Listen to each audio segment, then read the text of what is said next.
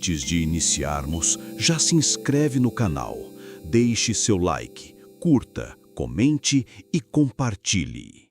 Assim você ajuda o canal a continuar crescendo e chegando mais longe. Tenham bons sustos. Sério, eu já vi de tudo nessa vida de taxista. Gente rica, gente pobre, bêbado, santo.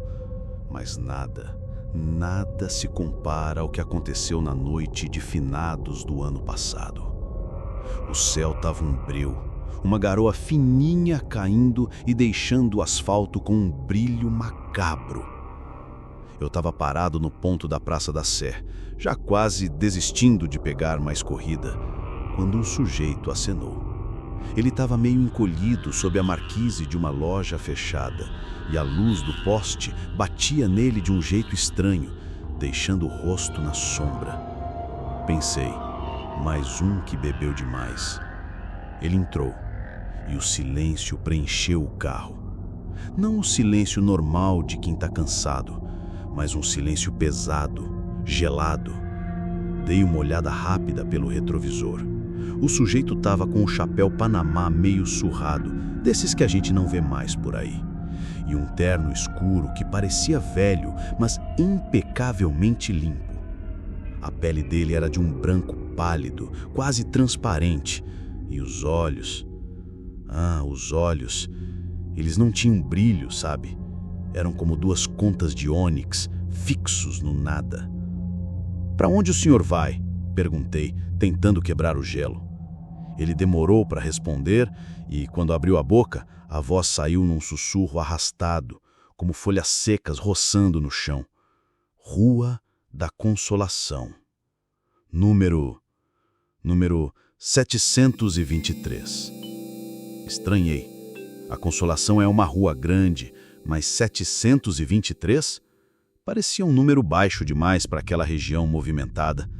Mas cliente é cliente e eu liguei o motor.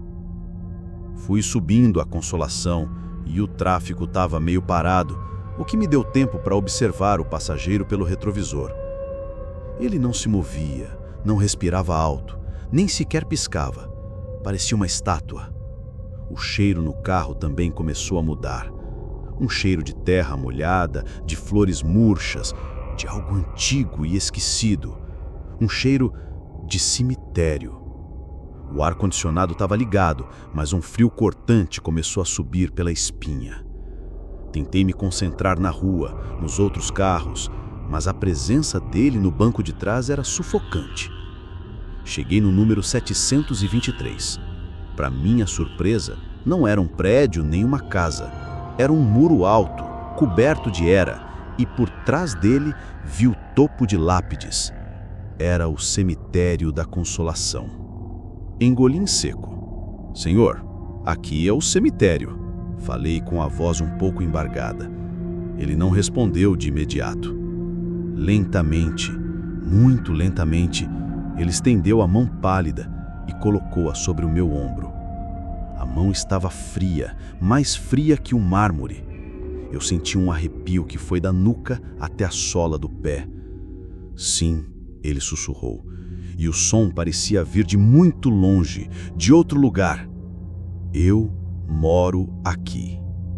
E então, sem mais nem menos, ele simplesmente desapareceu. Não abriu a porta, não desceu. Em um piscar de olhos, o banco traseiro estava vazio. O chapéu Panamá, o terno, sumiu tudo. O cheiro de cemitério se intensificou por um instante e depois se dissipou no ar, deixando apenas o cheiro de ozônio de chuva. Eu fiquei ali, parado no meio da rua, com o coração martelando no peito. Meu corpo tremia tanto que mal conseguia segurar o volante. Demorei uns bons minutos para conseguir dar partida e sair dali. Desde aquele dia, na noite de finados, eu não pego corrida na Consolação. E se alguém acena para mim com o chapéu Panamá e terno escuro, eu finjo que não vejo. Porque tem coisa que é melhor não ver, não é? Principalmente quando o passageiro já tem o próprio endereço, só que do outro lado da vida.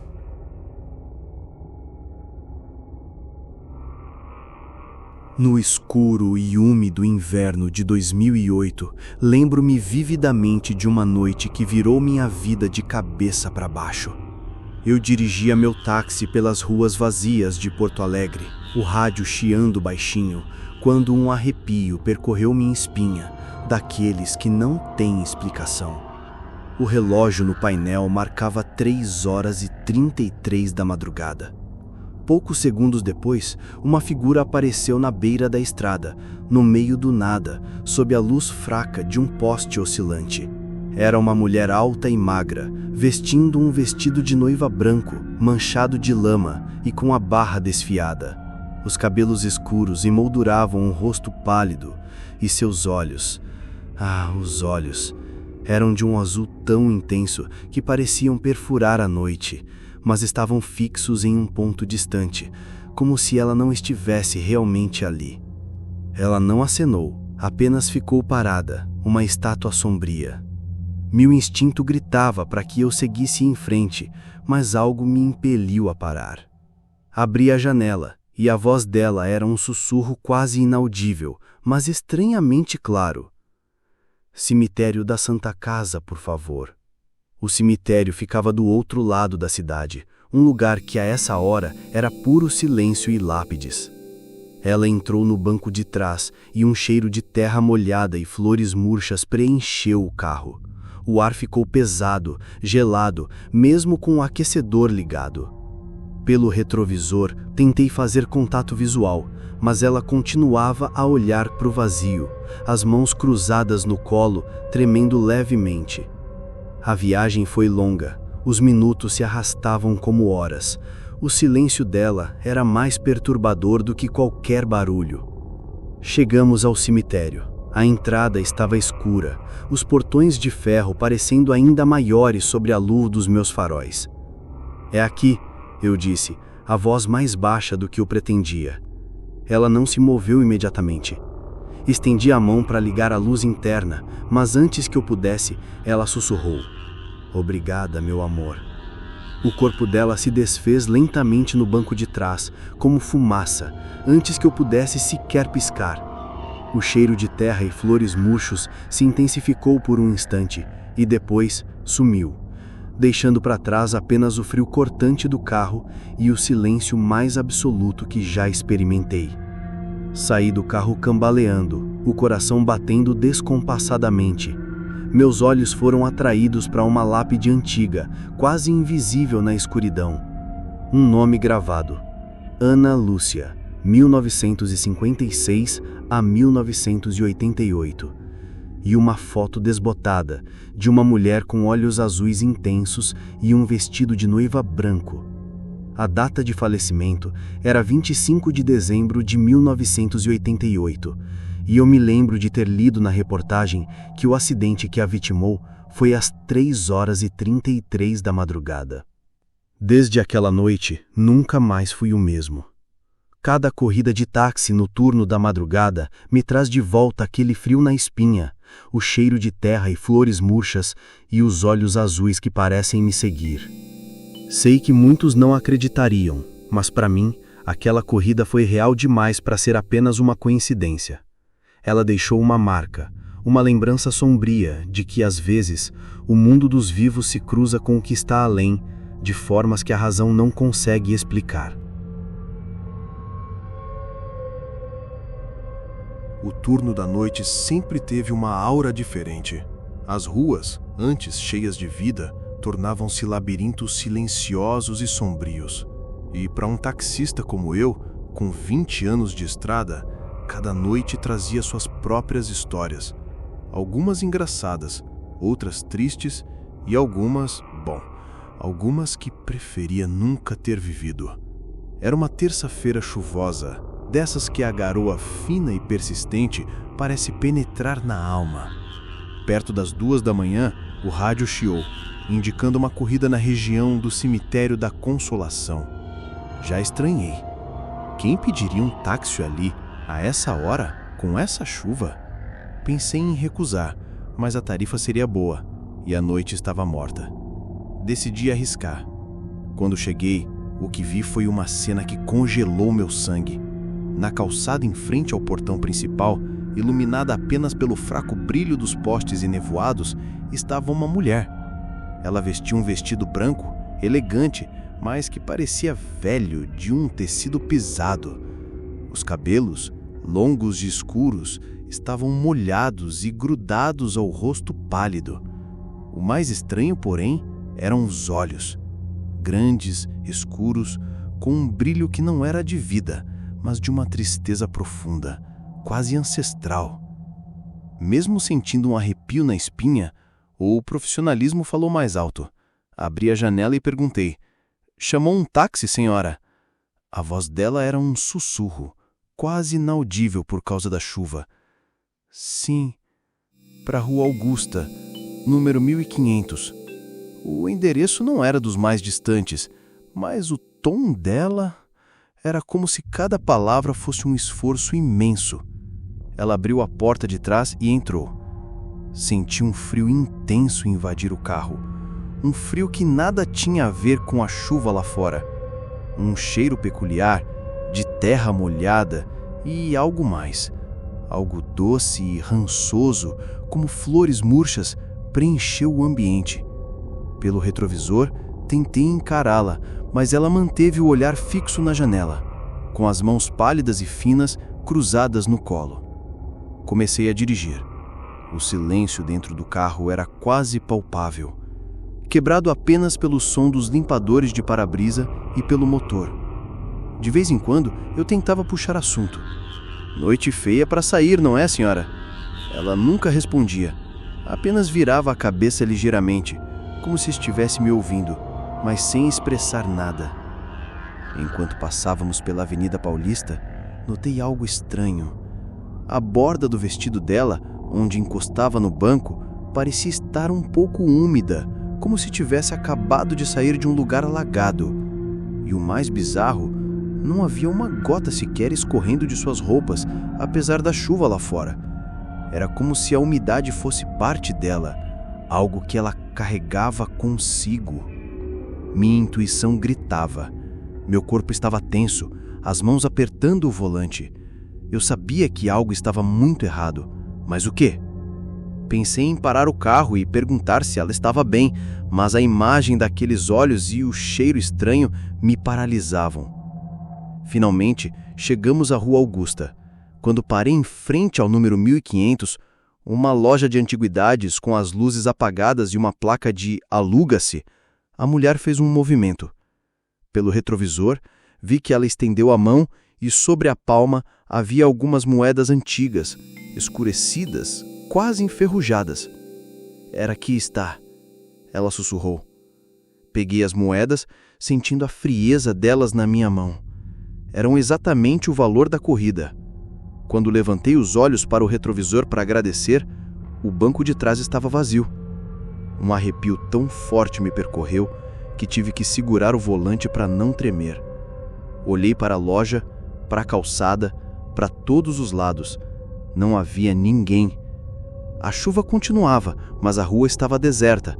Ela não poderia ter saído tão rápido, não que eu a visse. Passei a mão no rosto, tentando processar o que tinha acontecido. O frio ainda estava no carro, e o cheiro das flores murchas parecia mais forte. Olhei para as moedas em minha mão. Eram tão antigas que pareciam ter vindo de outro século. Naquela noite, dirigi para casa em estado de choque. No dia seguinte, procurei por notícias de mulheres desaparecidas. Tentei ligar para a polícia, mas o que eu diria? Que uma mulher fantasma pegou o meu táxi no cemitério e pagou com moedas antigas. Eu parecia um lunático. Nunca mais aceitei uma corrida para a Consolação depois da meia-noite. As moedas eu guardei, num potinho em casa. Elas me servem de lembrete de que, por mais que a gente se ache racional, existem coisas nesse mundo que a nossa mente simplesmente não consegue explicar, e que, às vezes, a noite esconde passageiros que vêm de muito, muito além.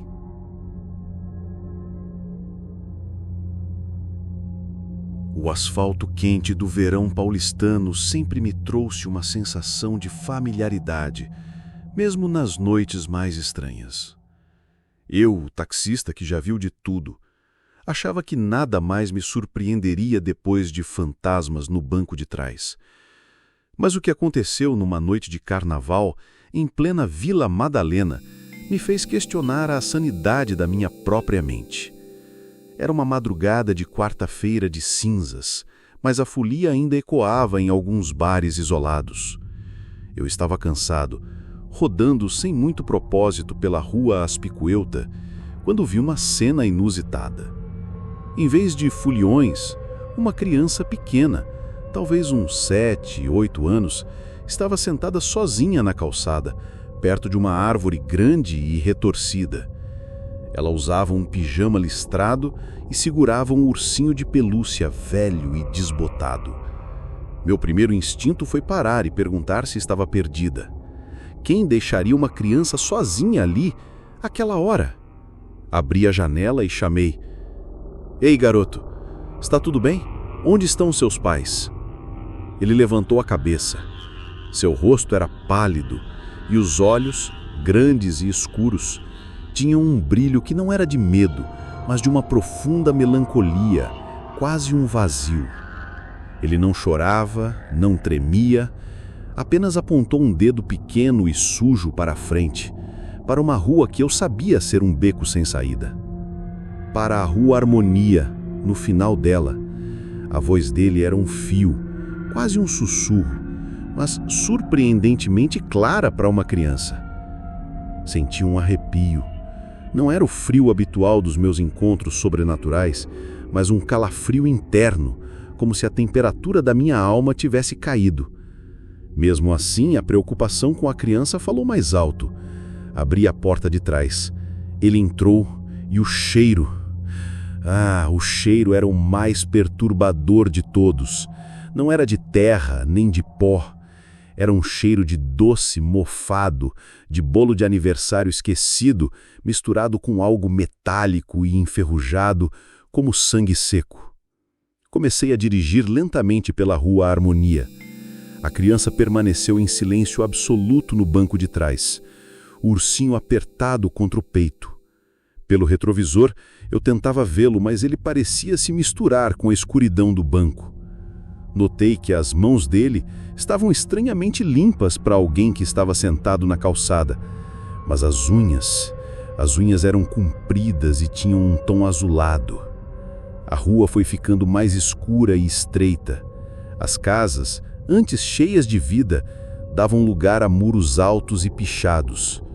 O final da Rua Harmonia era um beco sem saída, com um muro alto e um portão de ferro enferrujado que dava para um terreno baldio. Quando parei o carro, a criança não fez menção de sair. "Chegamos, garoto", eu disse, a voz um pouco rouca. Ele levantou a cabeça e, pela primeira vez, seus olhos encontraram os meus no retrovisor. Eram olhos de um preto tão profundo que pareciam absorver a pouca luz do ambiente. "Você não pode me deixar aqui", ele sussurrou, e a voz, antes frágil, agora tinha um tom de desespero e agonia que me fez gelar. "Eles estão me esperando." Antes que eu pudesse perguntar quem eram eles, a temperatura no carro despencou, o ar ficou pesado e o cheiro de doce mofado e metal enferrujado se intensificou, quase me sufocando. Pelo retrovisor, vi algo que me fez gritar. As paredes do carro, o teto, o chão, tudo começou a se cobrir de uma gosma escura e pegajosa que escorria lentamente, como se o táxi estivesse derretendo. E nas janelas, as gotas de chuva se transformaram em pequenas mãos pálidas e finas que batiam no vidro, tentando entrar. Eram dezenas, centenas de mãos, todas com unhas azuladas, como as do garoto. O garoto no banco de trás começou a chorar, mas não um choro de criança. Era um grunhido gutural, um som de dor e desespero que parecia vir de séculos de sofrimento. Ele apontou para o muro no final do beco. "Ele sempre vem me buscar aqui." Ele soluçou e seu corpo começou a se contorcer. Eu não pensei. Apenas pisei no acelerador, fazendo o carro dar um cavalo de pau e sair dali em alta velocidade. Olhei para o banco de trás e a criança tinha desaparecido. Mas a gosma escura ainda escorria pelas paredes do táxi e o cheiro ficou impregnado por semanas. Nunca mais vi aquela criança, mas toda vez que passo pela Vila Madalena de madrugada, sinto um calafrio e o cheiro de doce mofado e metal. E sei que em algum lugar, aquele menino, ou o que quer que ele fosse, ainda está esperando no final da Rua Harmonia para ser levado por eles. E eu, o taxista, fui apenas uma testemunha de um terror que transcende a compreensão humana.